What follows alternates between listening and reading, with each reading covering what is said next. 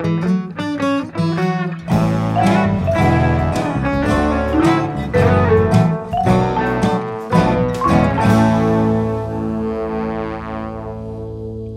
everyone, and welcome to Keep It Fictional. I am your host, Fiona, and I am joined by my book friends, Virginia, Sadie, Corrine, and Al. And in this time of actors and writers strikes, we are going to be talking about television and movie readalikes. So we are doing an If You Like This, Then Read This episode.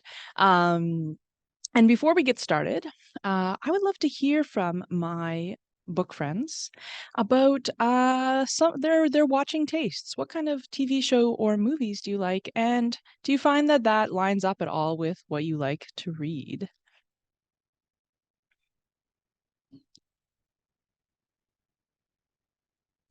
Yes, I can answer.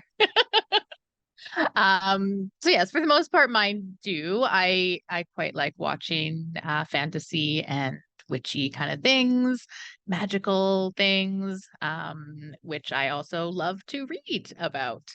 On a lesser kind of scale, I do also enjoy watching mysteries. They have to be like mystery light for me to be able to watch it. One of my favorite things to do whenever we go to my parents' house is we will always stay up late watching British mysteries, and it is something that they have done for years, and it just always makes me think of them. And it's the only time I watch British mysteries is when I'm at my parents' house. But I do quite enjoy watching those, and I have, thanks to Corrine, I feel like have started reading a lot more mysteries. But as I said, the ones that I watch do have to be like mystery light. I can't do a ton of spooky stuff and murdery stuff in those ones, just because I find it harder to watch than I do to read. So, And what are you watching right now, Sadie? oh gosh, I was actually just saying that the only the time that we have right now is we watch Jeopardy because that's all we have time to watch right now. Me and my husband are huge Jeopardy fans. It was a very, very hard time for me when Alex Trebek died. It was like super difficult because was a wonderful, wonderful person. But we love Jeopardy. So we watch Jeopardy every single day, and we record it.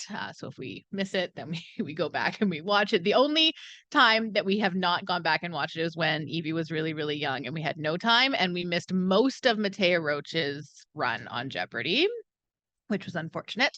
But we watch all of the Tournament of Champions. We watch all the Masters tournaments. We're quite into Jeopardy. We've also slowly been working through the second season of both Shadow and Bone and Only Murders in the Building, but much, much slower.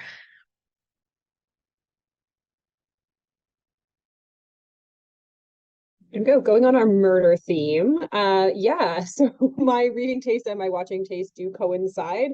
Unlike Sadie, I love a true crime documentary. I was born and raised on unsolved mysteries. And that theme song still like elicits a very strong emotional response in me, and I think Murder, She Wrote is the greatest scripted television of all time. I also don't mind like a little romance, but in terms of my movie and book where it kind of diverges is I will read dramatic books about dramatic literary sad things, but I refuse to watch any sad movies at all. I'm not interested. My favorite movies and what I think are the greatest cinematic achievements of our time and generation are the Fast and Furious movies. I think Fast 10 is a masterpiece. And I don't know that I can kind of find that nitro feeling in literature.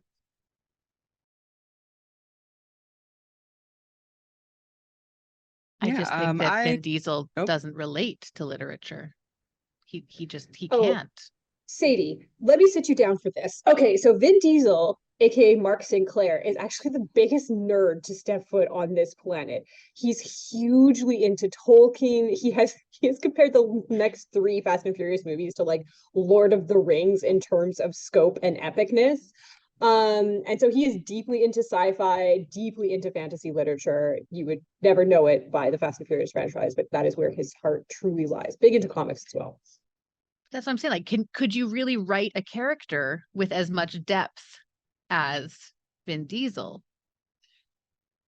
I mean, you wouldn't need a lot of dialogue because all he says in those movies is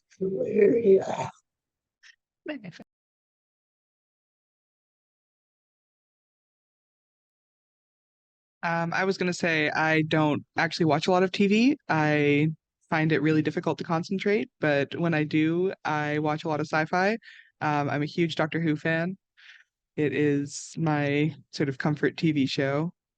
But I also watch a bit of anime. So me and my roommate work our way through a lot of anime shows. And so right now we're watching Revolutionary Girl Utena, which is fantastic. Yeah. In Virginia. Same thing. I don't really watch a lot of TV or movies. If you have to ask me, like, am I going to spend time reading? I'm going to spend time movies. Reading always wins. So yeah, um, I don't know. Like, I feel like I would probably tolerate more funny stuff when I'm watching a show than I would in a book. Like, I don't care for funny in a book, but I think I would be more likely, like in terms of like diverging, but like still, like if I had to pick, it would be all like the horror or science fiction. Like it would be the same stuff that I would tend to watch. Right now, weirdly, I am watching a anime about a cat. My masterful cat is depressed again or something like that, whatever the name is called. It's about this cat who has grown giant, like giant cat who cooks for the lady that picked her up as a kid. And so she does all the cooking, she does all the cleaning, and she takes care of her owner, the other way around. And the owner is very concerned because one of her boss at work said that, oh, I've seen your cat before. And she's like, what do you mean you've seen my cat? My cat is giant and it does cooking. So yeah, so that's where I am right now. So yeah. That sounds very interesting. I've not heard of that, and I will check it out. All right. I read, I mean, I watch kind of as eclectically as I do read, but with a strong vein of historical fiction and definitely some like questionable like colonial content thrown in there. I do love a like costume drama, and then have like go like full the other side of like teen contemporary and anything gay pretty much is like just mirrors my reading content with my watching content. So let's talk about books now. Let's go to Virginia, I believe, said that you wouldn't mind going first. Sure. So like I said, because it is so easy for me to pick a show because I don't have a lot of choices. And I didn't think that like because the only show that I really religiously follow season after season is the Great British Baking Show. So I don't know if reviewing a Paul Hollywood's bread book is gonna cut it today. But there is a show that I did watch recently, and in fact, I stay up to binge watch it, which is not a thing for me. Staying up are very, very rare. And to no surprise of everybody, the show that I actually stay up to watch is Yellowjackets, also recommended to me by our dear colleague Sydney. So Yellowjackets, if you're not familiar with the show, is the story of a high school girls soccer team who's on their way to a tournament when their plane crashed and they landed somewhere in Canada in the wilderness and they have to figure out how to survive. And we know that they did survive because the show sort of have two timelines. One is the present time when the girls and some of them at least have grown up, now adults, dealing with the trauma of that plane crash and being haunted by their past. And then we see them as teenage girls doing what they can to stay alive while they are out in the wilderness. Now, there are many aspects of the show I think that appeal to people. First of all, the amazing acting. Like, very often when you watch a show where you have like sort of a younger and an older version of the same characters, they're just not believable. But in this show, absolutely the opposite. You can totally see how this person grows into this other person. And it's just amazing. It is not just this appearance thing, because like kudos to the people who did the casting, but also absolutely hats off to all the actresses who must have spent so much time kind of studying one another to make sure they can capture those mannerisms, how they talk, how they walk, how they behave, all those little things. It is just amazing to watch. So watch it just for the acting. But also, I think another thing that appeals to people, of course, is sort of this Lord of the Fly-esque kind of survival story, but with an almost all-female cast and lots of representation. So that definitely appeals to a lot of people because some of them did survive. There is sort of a bit of that sort of final girl kind of feeling to the story. Yellowjackets is also a story about some very complicated female relationships, friendship, camaraderie, the toxic group dynamics. So there's a lot of that in there. And of course, the supernatural aspects, is there something out there with the girls when they are out in the wilderness? Is it real? Is it in their imagination? Did they do what they did because they want to, or is someone else pulling the strings? And all of these questions are yet to be answered in the 2 seasons so far. Can't wait to find out. And of course, some people are drawn by the promise of cannibalism. I don't know who those people are. And the killer soundtrack. If you have a nostalgia for 90s music, and we're talking like Tori Amos, PJ Harvey, or like the newer rendition of Just a Girl by Florence and the Machine, this like show has like the best songs, and they are perfect for all the scenes where the songs appear. So good. And you can feel your heart just pounding just listening to that theme song No Return when it comes on. So to find a book for this episode, I was kind of looking for a book that covers all these aspects of the show. And there are many lists out there for Readalikes, and out of all the books that they recommended, I think this book that I read for today has the most potential. It seems like it's got the feel that you get from Yellowjackets. And the book that I have is The Grace Year by Kim Liggett.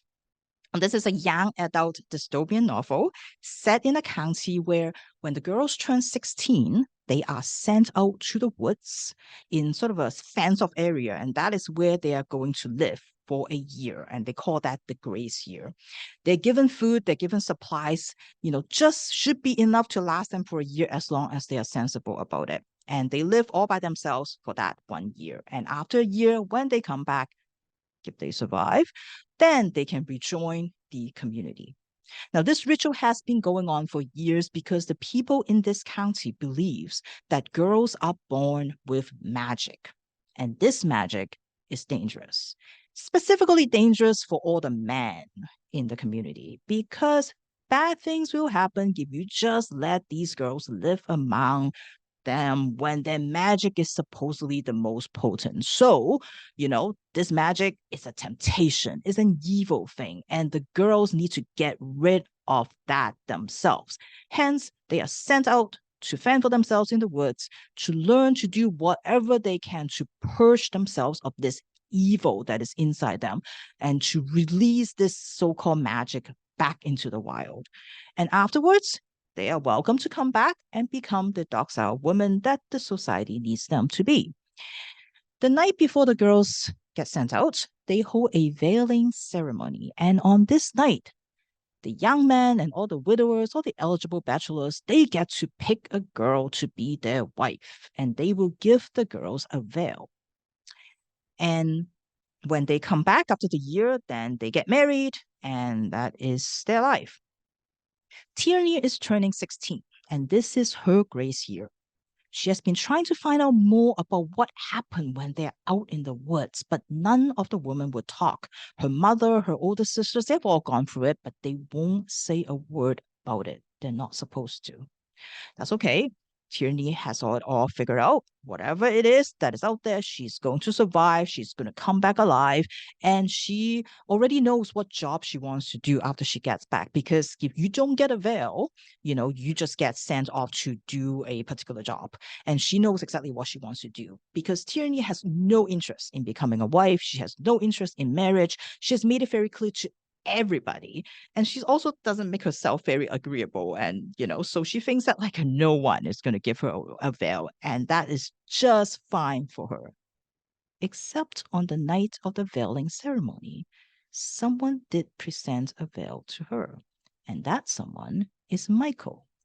Michael is the son of the mayor. In a year's time, Michael's father is going to pass that job to him and Michael will become the mayor. Michael is also Tierney's best friend. So she is furious because of all the people Michael should know that how she feels and what she wants to do with her life. And she has absolutely no interest in becoming anybody's wife, including his. How dare he gives her a veil? And now Tierney is going into her grace year, not knowing what that is going to be like, but also has a target on her back because everyone thinks and everyone knows for sure that Michael is going to give a veil to Kirsten. And Kirsten definitely expects one from Michael. So now she thinks that Tierney has taken something that is rightfully hers and she is pissed. And she is not going to make life easy for Tierney once they are out there all by themselves.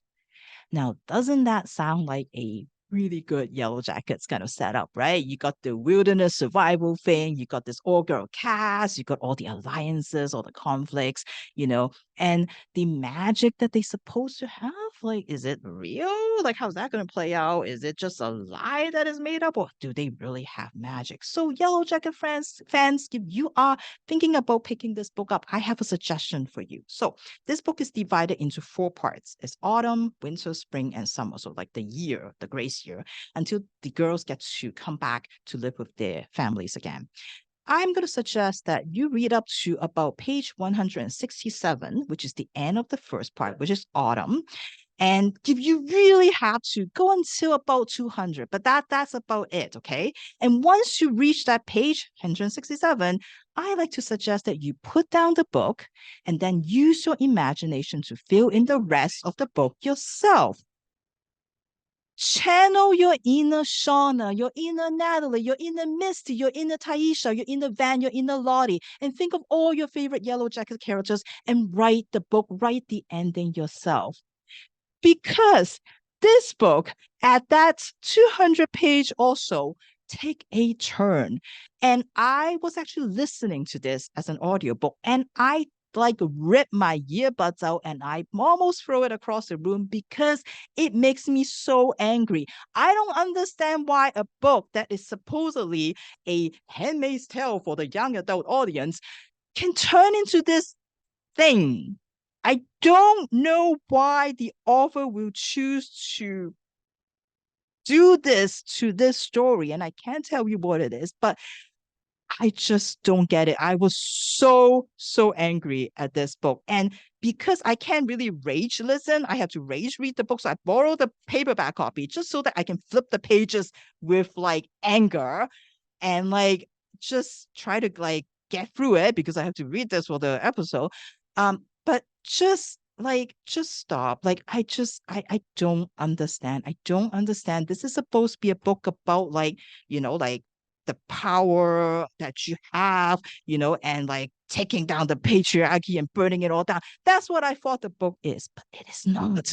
And it is super annoying. So yeah, 167, that's about all you should really read. And I believe in all of you that you can think of a better book than what happened here.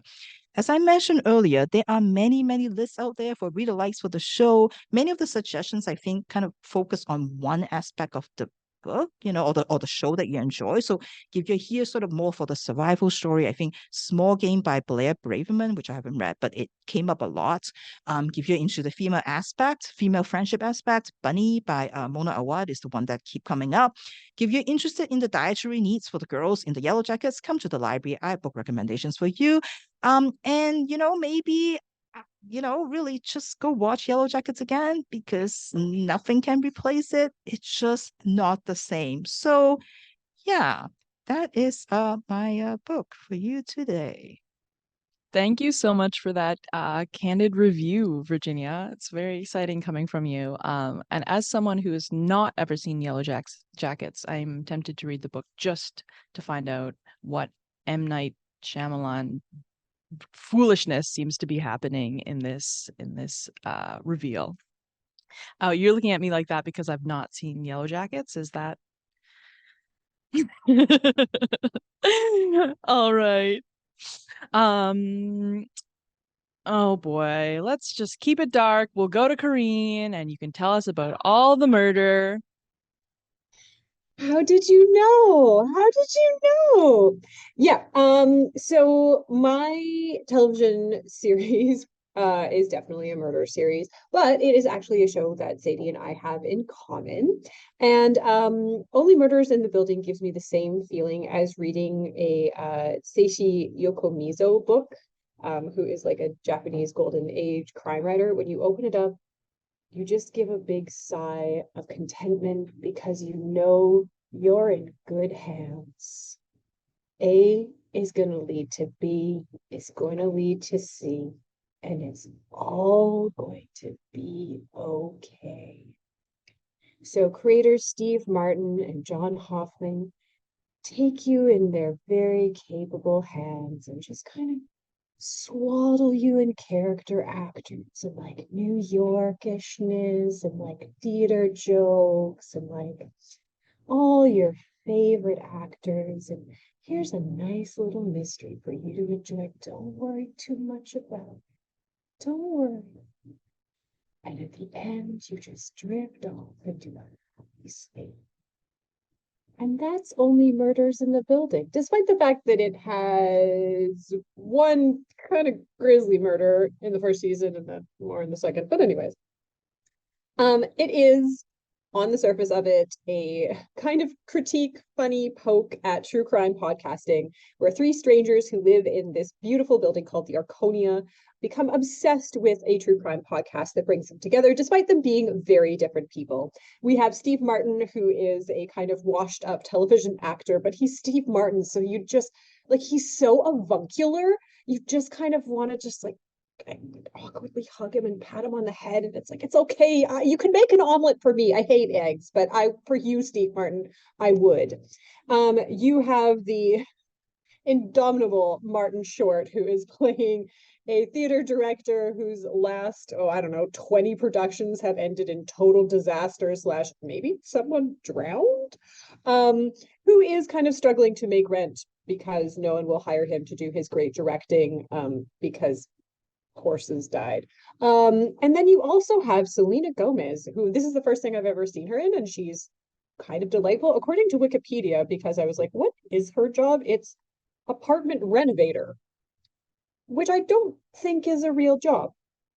Anyways, they have all been brought together into this beautiful New York apartment called the Arconia, which is essentially a murderer's row of character actors.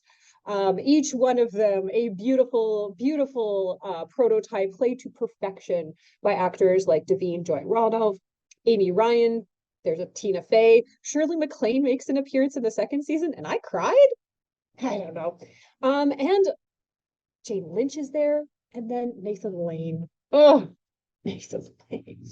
Anyways, so there are 2 seasons so far. The first season centers around a person in the building, Tim Kono, who seemingly has a bit of a history with Selena Gomez, who they get into an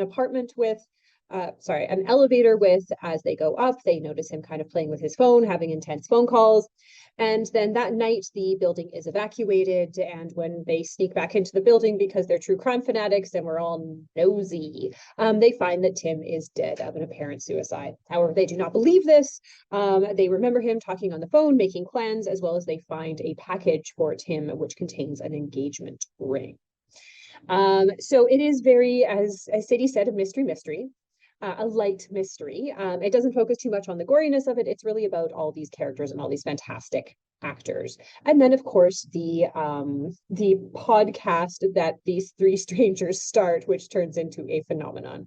So a lot of the Readalikes for this particular series kind of focus on that idea of the podcast as a convention, as the podcast as kind of like a social phenomenon, and specifically about true crime podcasts. So the book that I chose for this off of a list of recommended books is definitely a lot darker than the series and just lacks a certain je ne sais Steve Martin. So have you listened to Reconsidered, the Chuck Berman murder? This is a new true crime podcast by the improbably named Poppy Parnell, that chronicles the seemingly open and shut case of Chuck Berman, who is a mild-mannered professor who was killed in his own home by the 17-year-old boy next door. Now, this boy was troubled. He was known to be into drugs and, as he describes in the book, satanic music. And he had recently discovered that his mother was having an affair with Chuck Berman. Now, there wasn't a lot of evidence at the scene. However, there was an eyewitness, Berman's young daughter, Lainey, who clearly saw and testified that she saw Warren Cave, teenage misfit, shoot her father at point blank range. On the basis of this eyewitness testimony, Warren was locked up and has been in jail for the last 12 years. However, Poppy Parnell has a feeling. She has been approached by Warren's mother, Melanie, who has always said that Warren is innocent. As Poppy interviews Warren, she also gets the feeling that this young man maybe is not as guilty as he seems. And so she decides to investigate. And of course, if you are a true crime fanatic / have some mild journalism training, what do? You create a hit podcast. And that is Reconsidered. Have you heard it? Now, Josie Borden she has a seemingly normal life in New York. She works in a bookstore. She has a really hot New Zealand boyfriend who's also a humanitarian. And she spends most of her time in their lovely little neighborhood. Until one night, she gets a strange call. A muffled voice says, "I miss you too." She thinks that this is her boyfriend who's working in the Dominican Republic at the time, and maybe they just have a bad connection. But the voice and the words haunt her. And that is not the only thing that is dogging her steps. When she is at the overpriced farmer's market, she overhears two teenagers talking. Have you heard about the Chuck Berman case? She learns about the podcast and she can't not listen. Because for her, the story is not just a story. Chuck Berman, mild-mannered professor who was having an affair with next-door neighbor, was her father. The mother who seemingly driven mad by grief and joined a cult is her mother, who she hasn't seen in 10 years. And the star eyewitness to the murder is Lainey, her twin sister, who she hasn't had any contact with in 10 years since a terrible betrayal broke them apart. Now, Josie feels like she has buried this past. She's changed her last name from Berman to Borden, which honestly, as a victim of a crime, seems like a bad call. Her boyfriend doesn't know anything about her history. In fact, she has said that both of her parents died in a car accident and she is an only child. She has shuttered her old life into a box and pushed it down until this podcast forces it all to the surface. Soon after the podcast begins to get very popular, she gets a call from her aunt that says that her mother has committed suicide and that she is begging her to come home. Josie is forced to confront her past, her family's past, and the questions that Poppy, who is a straight-up psychopath, is asking about the case. Is it as open and shut as it seems? Can she trust her sister's word about what happened that night? Or did something else happen? Are You Sleeping by Kathleen Barber is described in the front as a novel for the podcast generation, which I don't know what that means. Yeah, whatever that is what it is. It's very serial. It's very, very, very, very serial about someone comes in and just starts disrupting everyone's life. Poppy Parnell in the book, The Podcaster, is kind of a ruthless psychopath in the way that sometimes I feel like the main characters of Only Murders in the Building kind of are. They're not great people, except for Steve Martin, who is flawless and has never done a wrong thing in his life. Except write that one terrible book. Oh, it was so bad. But anyways, that's not his fault. I would say that if you this is going to sound really bad. As I was flipping through it, I was like, this really feels like a Reese Witherspoon book club pitch. That's not in a bad way. It's just the ones that I have read that have been thrillers, they have a very particular vibe. And I was like, feels like that. And lo and behold, when I looked on the Wikipedia page, it has absolutely been chosen to be made into a TV series by Reese Witherspoon's production company. So I feel like I've got a really good pulse on Reese Witherspoon. Like, I feel like we're really like connecting on that level. The book definitely clips along. It's kind of interspersed with transcripts from the podcast, as well as the social media aspect of it, which I found really funny because it really did encapsulate how people on the internet work, and that most of them are idiots leaving very stupid comments. And it had like a very light critique of like the true crime fandom, in the same way that I feel like Only Murders in the Building is kind of poking fun at it. It's like, hey, this is a real thing that happens to real people, and maybe don't camp out in front of people's houses. That's ghoulish, which I agree with. So I would definitely say, like, if you like Reese Witherspoon books, and if you kind of enjoy like a light thriller that's not too dark, I argue it should have been more sinister. You could definitely pick this up. If you are looking for something kind of on the same lines that kind of does like a podcast investigation interspersed with an actual narrative, I'd actually recommend two YA books, which I thought were fantastic and have done it better than I think any other genre.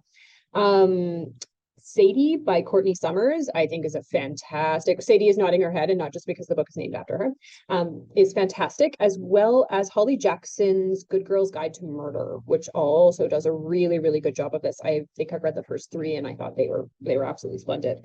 So if you're part of the podcast generation, then yeah, you can definitely pick up this book if you're just looking for a very light thriller. And you do think that podcasters are a bit ruthless. And you thought Tina Fey's character in the second season maybe was over the top. No, that's fine. You can pick up Are You Sleeping by Kathleen Barber. Thank you, Corinne. Going back to the characters in Only Murders in the Building, I was amazed by Selena Gomez. Before that, I could not tell her from another pop star. I was like, which one is that? And then I'm like, you're like a cute, like, I don't know, person that I feel like I would want to like talk to. I don't know. I was just surprised. That was my reflection on Only Murders in the Building. That's what I got out of it. I like Selena Gomez. All right. So yeah, I've been a huge Wizards of Waverly Place fan when I was younger. So I have followed Selena Gomez like from her OG roots as a witch. Yeah. I love that. That's very Sadie. Yeah. Somehow. Yeah. She really does hold her own against like two, I'm gonna say, very forceful performers in Steve Martin, and like Martin Short is like chewing scenery right, left, and center. No bit of that building goes ungnawed. But she really holds her own and gives a really like great performance. Well, I think that she's been able to take herself as an actor and get away from like her Disney Channel roots in a very big way. And also the only show where Martin Short didn't just drive me up the wall. I know. He's a lot. He is a lot as a performer, and I think it worked in that show. Truer words were never said. Martin Short's just a lot. All right. With that, why don't we go to Al? All right. So today I am going to be talking about a book that I'm going to compare to Stranger Things. Now, Stranger Things, huge Netflix phenomenon, set in the 80s in a small town called Hawkins, Indiana, about a group of kids who find themselves wrapped up in a story about human experimentation, about a strange other dimension called the Upside Down, and have to work together with some of the adults in the town to figure out what's going on, to stop the monsters, and to bring peace back to the little town. Now, the book that I've got today is a pretty new one. It's Camp Damascus by Chuck Tingle. In this book, we follow Rose Darling, who is a pretty normal young woman by the standards of her small town, Neverton. She's a member of the Kingdom of the Pine, a Christian sect that dominates the town, and she loves Jesus and her family. She's curious about science and memorizes interesting facts to tell people at social events. Neverton is a small town, not particularly notable except for one thing.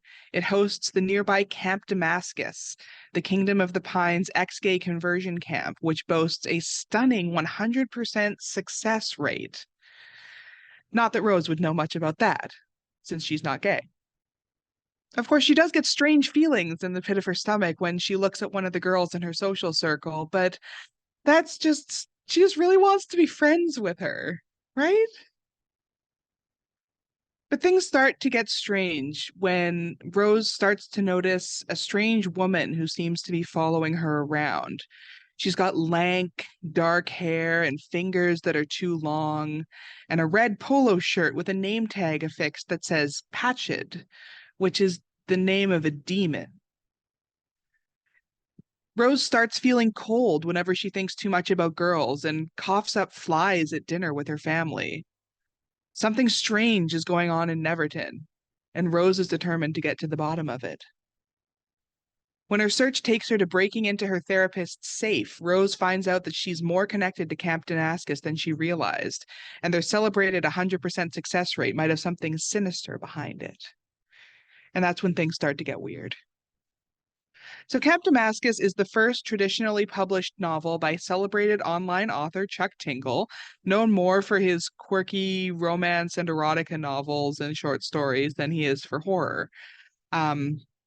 I'd only had a little bit of exposure to him before this, partly in memes, partly in a romance book club that I'm in. We read the Harry Potter pastiche Trans Wizard Harriet Porber and the Bad Boy Parasaurolophus, which was sweet, but ultimately not my jam.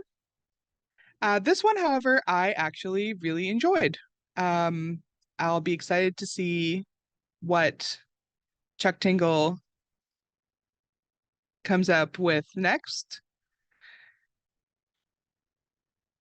and see what else he publishes more traditionally. The horror in this book is relatively light, as such things go, and most of the creeping fear comes more from the people around Rose rather than the demonic presence and their attempts at keeping her sheltered and unaware of what's really going on. The characterization of Rose is strong, and while it's never outright stated in the book, the writing makes it clear that she's neurodivergent, and the author has stated in interviews that, like him, she is autistic. This is a fun, sincere novel with a lot of heart, and as Chuck Tingle would say, by the end, it proves love. And anyone who watched Stranger Things and enjoyed it, especially the strong character work and the elements of institutional horror, but wished it was a little more gay, will probably enjoy Camp Damascus. Sold. I'm absolutely sold on that. That sounds awesome, Al. Thank you for bringing that. Okay, we are gonna take a diversion, and we are gonna go to film and television times and talk about what our favorite classic novel is.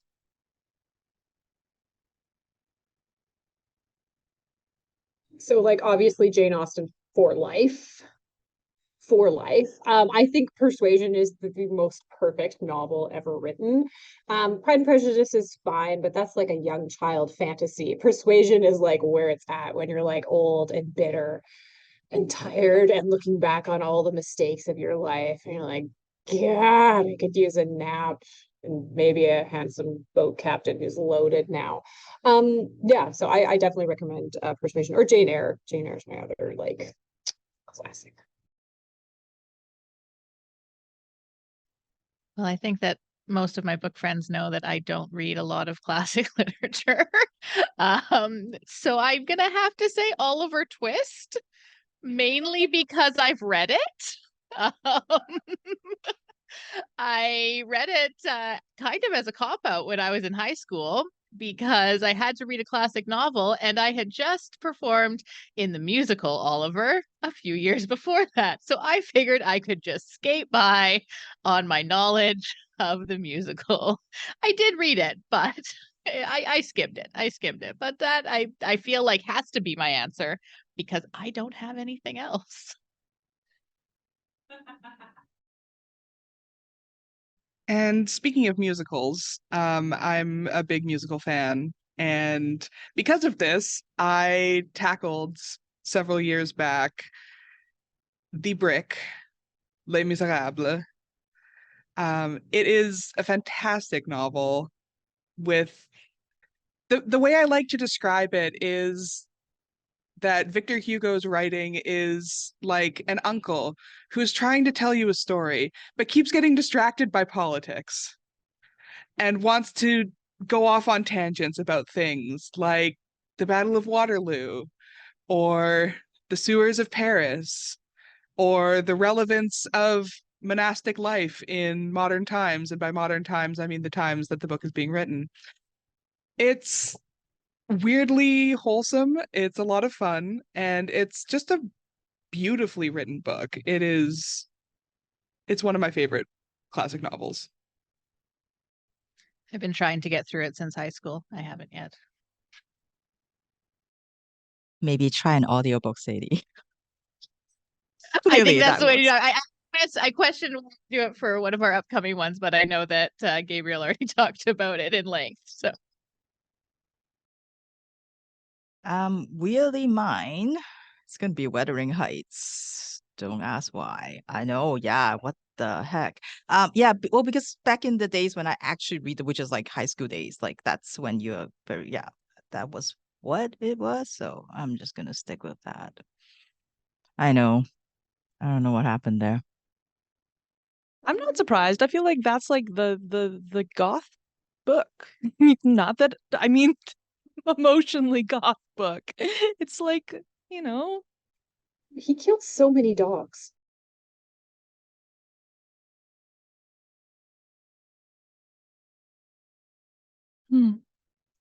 all right. Way to bring it down. what's yours, Fiona?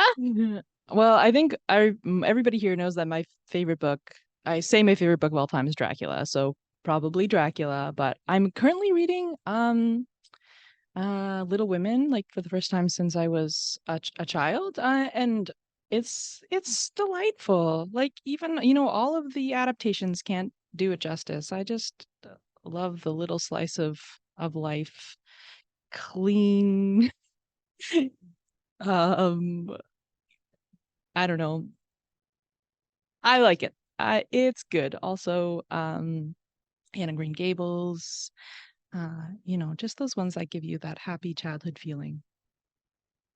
If you want that feeling to be destroyed or like augmented, I would definitely recommend any biography of Louisa May Alcott because it is fascinating. Her family on the whole of it is absolutely bonkers. But you kind of see how she mined her own life and was writing within the conventions of that particular style and why she was writing it and for whom she was writing it, and the fact that it was all based off of her sisters. Yeah, like Little Women is yeah, arguably a beautiful children's book. I do love it on that level, and then I like the meta of it. Yeah, Louisa May Alcott is a fascinating character. That is my next stop. I'm glad you brought that up because I found the same thing with Ellen Montgomery and Little House on the Prairies. When you're like, oh, I would like to deconstruct this a little bit, and then you're like learning about the author, and you're like, yeah, I wouldn't have been ready for that when I was a child, but I'm glad that I can bring this context into it because, yeah, this makes a lot of sense. All right. Thank you for sharing your favorite classics. I think we still have Sadie, who is going to share her show to book recommendation. All right, we're going to go complete other side of things here. And I'm going to preface this by saying that I do not watch a lot of reality television.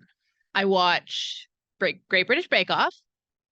I watch The Amazing Race and I watch a lot of Food Network. But when it comes to like Bachelor, Big Brother, Real Housewives, that kind of reality, like super dramatic drama, kind of gossipy reality shows, I don't tend to enjoy them. Now, the exception to this, which a lot of my book friends know, is 90 Day Fiancé. And to be completely honest, I don't actually know how we started watching 90 Day Fiancé. I feel like maybe it was just something that was on one Sunday night. It always used to be Sundays. And me and Tyler just had it on. And we got into it and we got drawn into it a lot. So we started watching it quite regularly. We watched it very, very almost religiously for quite a few years. And we would keep up to date on not only 90 Day Fiancé, but before the 90 days, 90 Day Fiancé the other way, 90 Day Fiancé happily ever after, ? And even so far as to watch the spin-off series Darcy and Stacey about the absolutely horrible twin sisters who just can't find love in the US. And so they have to go and find love in other parts of the world. And it just never works for them. It just doesn't work. And I mean, yeah. So those who are not familiar with 90 Day Fiancé and its 17 spin-off series, 17 of them. Yeah, the 5 that I mentioned are nothing compared to the 17 spin-off series. The general idea comes from a visa process in the United States. So if someone from the States has a partner who is not from the States and they are wanting to move that person to the States, they can apply for a K-1 visa or a spousal visa. This is a real thing. This is not made up. This is a real process. And once they are approved for this visa and their partner has moved to the US, they have 90 days to get married. If they do not get married within that 90 days, their partner is no longer allowed in the country. They will be deported and sadness ensues. So, according to TLC, this means the perfect place for a show, or 17 of them. So the various versions of this show just basically follow a variety of couples as they navigate the process of the K-1 visa, but more importantly, as they navigate the drama that ensues when you are bringing somebody over to the country that you live in and you have never really met them. You don't know them that well. Maybe you met on vacation. Maybe you met online. Maybe you, I don't know, all of the variety of different situations where these people meet. But they have to get married in 90 days and they don't know each other. They don't know all of these things that couples should know before you get married. And so, yes, it is very dramatic. It is very high stakes. It is very ridiculous. It has you asking the question repeatedly, is this person getting scammed? It occasionally says that, yes, this person is getting scammed. It makes you feel unbelievably amazing about any friendship or relationship that you have ever had in your entire life, because it is, no matter what, better than most of these couples. It also makes you feel real good about the person that you are, even if you're not a great person, because you will, no matter what, be better than a lot of the people on this show. So it is a lot. We have distanced ourselves more just because, as I said, there's 17 of them. And they not only, when you record it, you have the lead up to the show, which has its own episode. You have the show, you have the pillow talk of the show, which is other people from the old episodes of the show watching the show and giving commentary.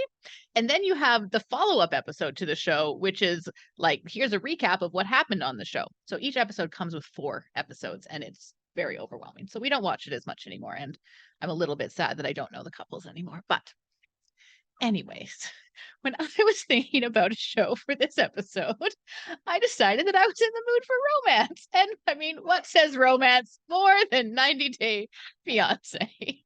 So I went in search of a book that was similar to 90 Day Fiancé. Now, the book that I found is The Kiss Quotient by Helen Hoang.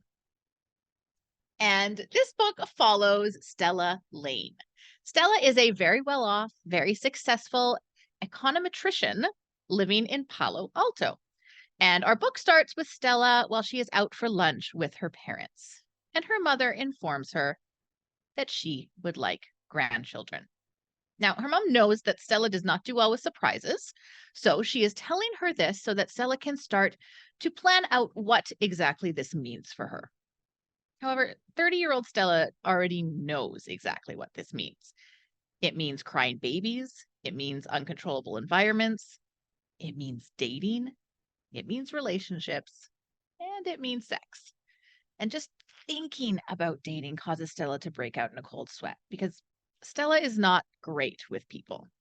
Stella likes numbers and algorithms and data. She can study, she can predict, she can determine patterns. That's where her strengths lie, and that's where she's happiest. She likes her routines. She knows that if she has to break one, it causes her quite a bit of anxiety. And Stella does not like dating, and Stella definitely does not like sex. So she makes her excuses. She rushes back to the safety and comfort of her office. However, she can't stop thinking about what her mother has asked of her. She knows that as a successful 30-year-old woman, dating shouldn't be a daunting thing.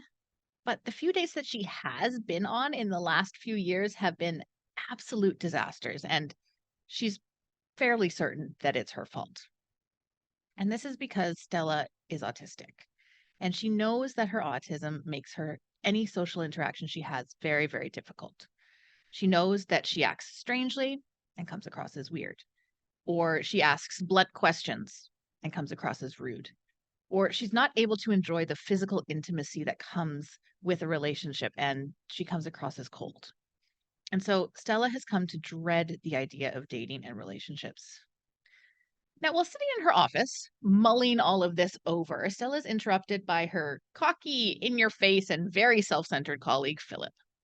After some rather inappropriate comments that I feel like sexual harassment is written all over, Philip tells Stella that if she's ever going to get a boyfriend, then she needs to get better at the more physical aspects of dating. And to do this, she needs to practice. This gives Stella an idea. So now we go to Michael Larson. Michael Larson is just like his father. He knows this in his heart, and as much as he absolutely loathes his father, he can't change that fact.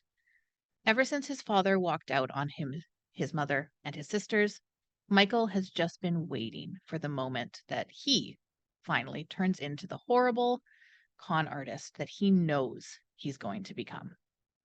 However, until that happens, Michael has other things on his mind and other problems to deal with.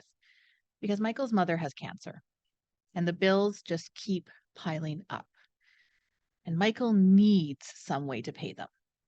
So, unknown to everyone he loves, every Friday night, Michael works as an escort.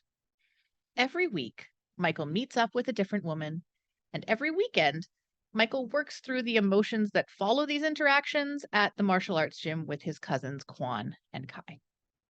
Now, when Michael meets Stella, he assumes that she's just like any other of his clients.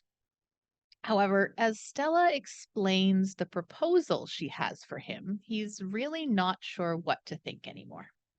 Stella would like to hire him, but not just for the night, for a prolonged period of time to teach her about physical intimacy so that she can be successful on dates, find a boyfriend, and one day have kids as her mother has asked.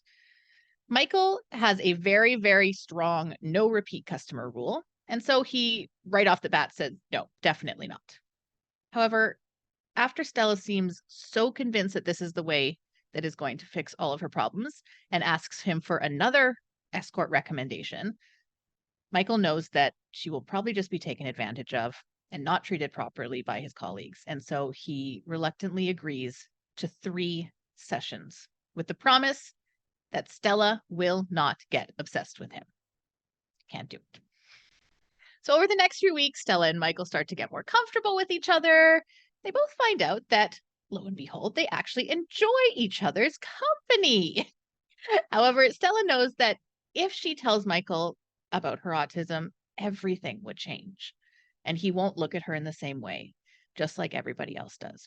And Michael knows that since he's just like his father, he can never actually be with someone like Stella because he's just going to hurt her in the end.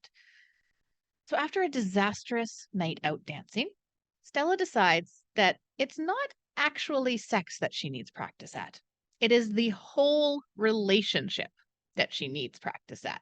So she offers Michael a huge amount of money to become her practice boyfriend, thus entering Corinne's favorite fake dating trope. Now, Michael needs this money. He knows he needs this money, but he also knows that if he takes this money, he is going to be that much closer to becoming his father. However, he eventually changes his mind when Stella runs into him at the dry cleaners shop and tailor shop that his mother runs. And Michael's mom invites Stella over for dinner. Their fake relationship has begun. I absolutely love this book. I did not expect to love this book. I didn't know what to think about it, but I absolutely loved it. I read it faster than I have read any book this year. I think I finished it in 3 days, which for me right now is a huge accomplishment. It follows a very typical kind of rom-com formula. But you get the added character development, the added diversity, which is really, really great. Stella and Michael are both just like such endearing characters that you just want the best for them. You also want them to stop lying to each other because you know that the second they stop lying to each other, it's all going to be okay.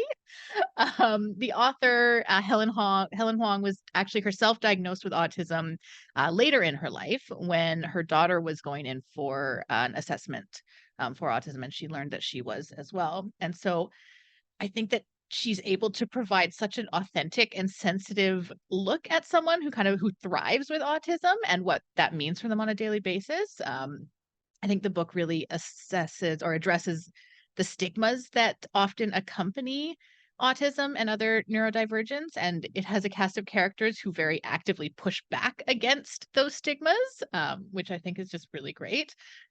Looking at it as a comparison to 90 Day Fiancé, I can see the similarities.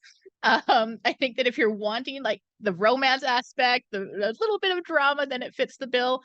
However, every single person except one in this book are so much more wonderful than anybody on 90 Day Fiancé that I'm not sure if it was a perfect fit in that sense.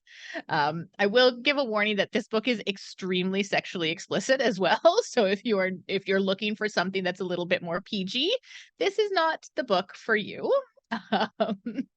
If you're looking for some other kind of 90 Day Fiancé read-alikes, if you're wanting something that has that more international element to it that 90 Day Fiancé has, kind of these two people from different countries, The Statistical Probability of Love at First Sight by Jennifer E. Smith, Playing with Matches by Hannah Orenstein, How to Ruin Your Boyfriend's Reputation by Simone Elkels, and Alyssa Cole's A Princess in Theory, I think would all be really good fits for that. I haven't read any of them, but they kept coming up on those lists as well. So I would definitely recommend The Kiss Quotient by Helen Hoang. I think it's a wonderful romance, whether or not it fully relates to 90 Day Fiancé. I think if you want a steamy, awesome, fun romance, this is the fit.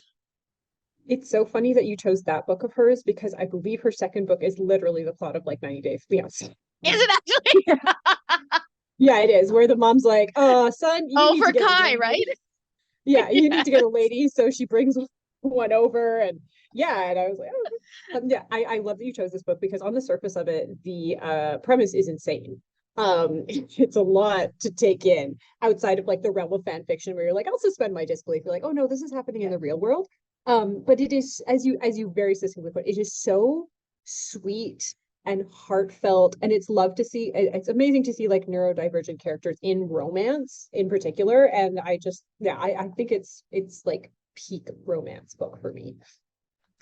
Well, I think it was just so great because you have this kind of supporting cast of characters, and Stella is very worried about how they're going to respond to her autism, but then they're just so supportive, and it's just not a thing, which I think is really great. Like it just kind of is, it is what it is, and it's just not an issue for any of them. And the second book, as you said, it follows Kai, who is Michael's cousin, who is also autistic, and so it kind of continues on with that same theme, which I think is great. Thank you so much, Sadie. Fun to explore both that side of your watching and reading. Always fun to hear a new side of somebody. So all right, I've got the last spot here, and as ever, when I choose the topic, I always really struggle with it.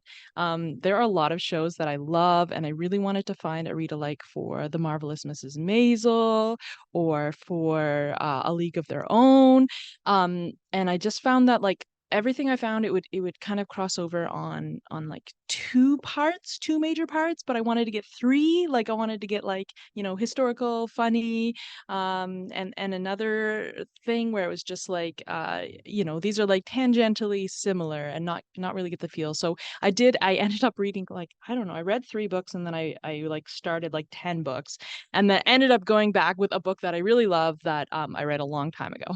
So my read-alike is for one of my favorite shows that is still coming out right now.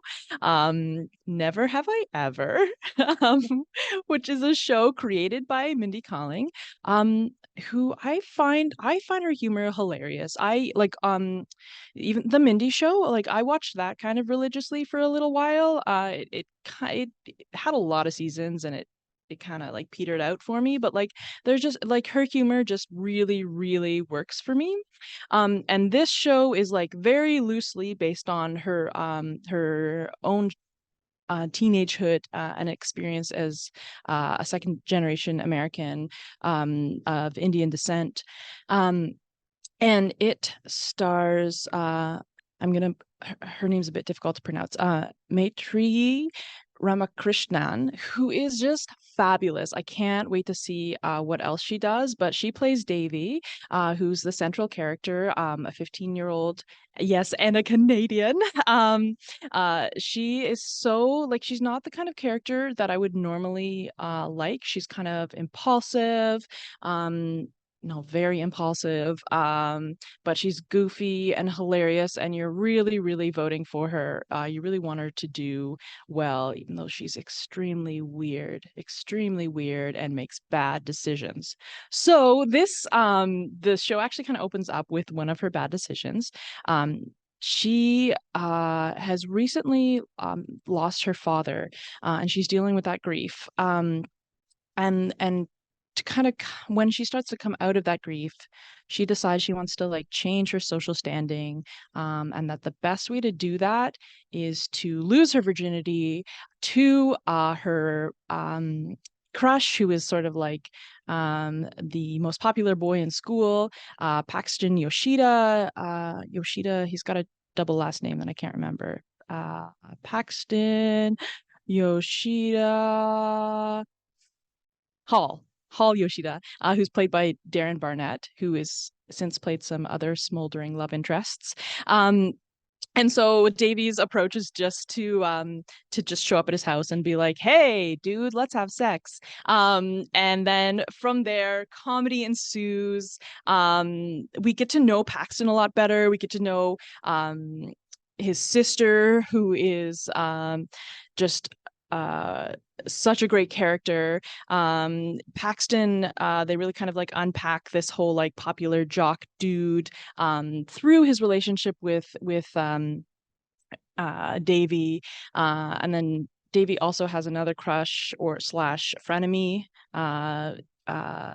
Ben Gross, who's like this rich white dude coddled kid, and it's always this will they won't they love triangle.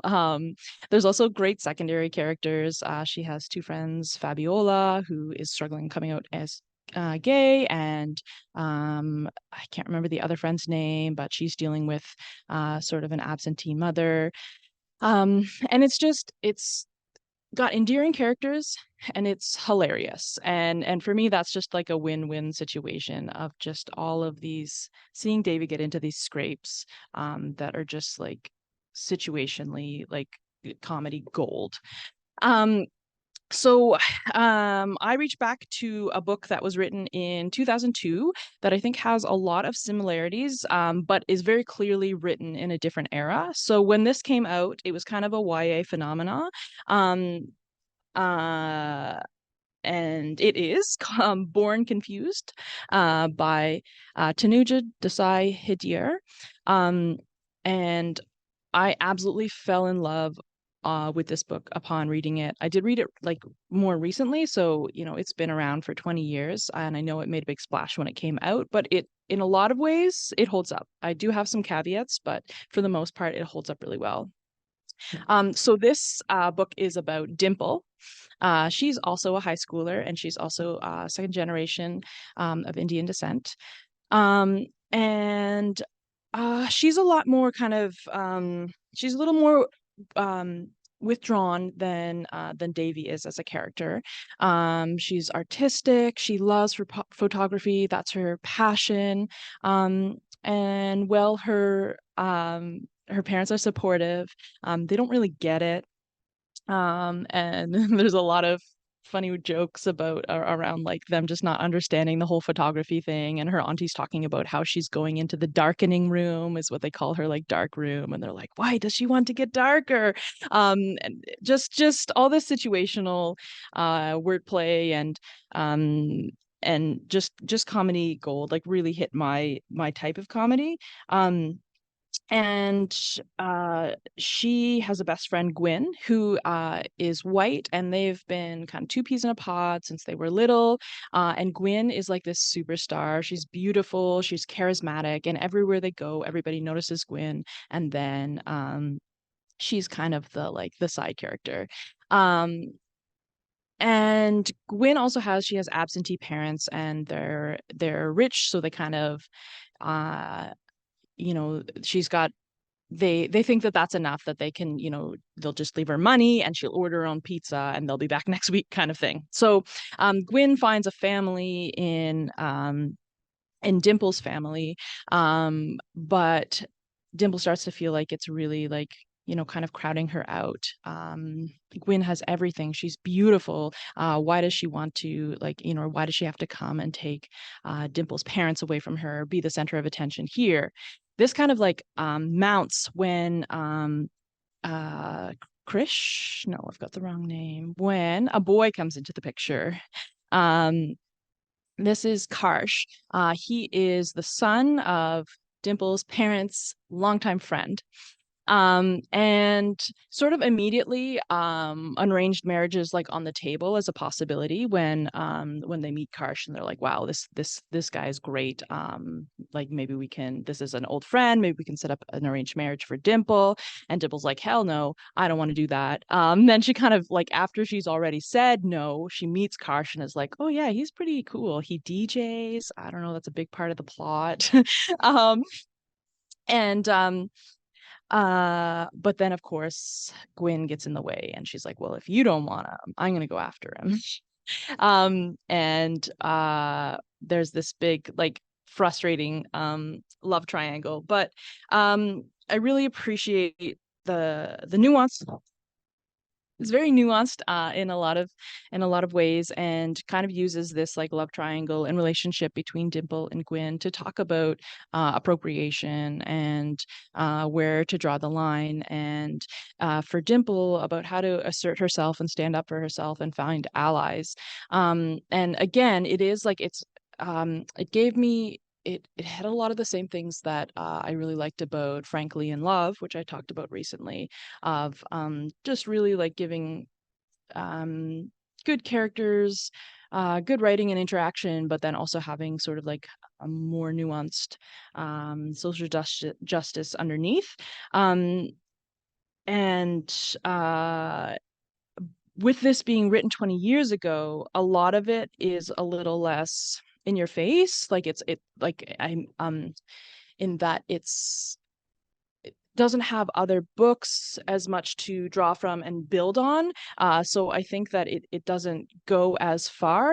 And I also want to just point out that there was something that I found pretty triggering. There's a trans character who sort of gets dropped in the end, and the language used to talk about them is not the language that we would use today, and they feel very much like a plot device of like, I will go talk to this wise person and learn a bunch, which is kind of like a pet peeve of mine. So I loved it. Like I thought this might be my favorite book ever, and then kind of got to that point and was like, oh, that ruined it for me. But just I still recommend it. And especially like kind of just knowing that that is coming, or avoiding it if that's not something that you want to have to deal with. But it's just like an absolutely delightful book that I think, like Never Have I Ever, draws you in with great characters and great comedy, and then you find yourself sort of like getting interested and invested in these like love triangles and other things that you maybe didn't come there for, but were like, oh, okay, I'm into it. Yeah, just like absolutely delightful. And she did write a sequel to that. I know it didn't get as good reviews. I haven't read it yet, but I am still planning to read that, as well as to follow every single season of Never Have I Ever as it comes out. I'm really hoping that like they just got through, I think, season 3, I want to say, and Davy just finished high school, and I'm really hoping that we will get to see college Davy, because I can't wait to see all of the stupid mistakes that she makes when she is away from her mother and away from her Kamala, who's her like live-in cousin, who kind of is like a guiding force for her, and also just to see what happens with all of her other friends, and whether she could ever make it work with Ben Gross or Paxton. So thank you all so much for joining us for this episode about television and movie read-alikes. I think we all did TV, so we can call it television read-alikes. Yeah, we hope to see you next time. Bye.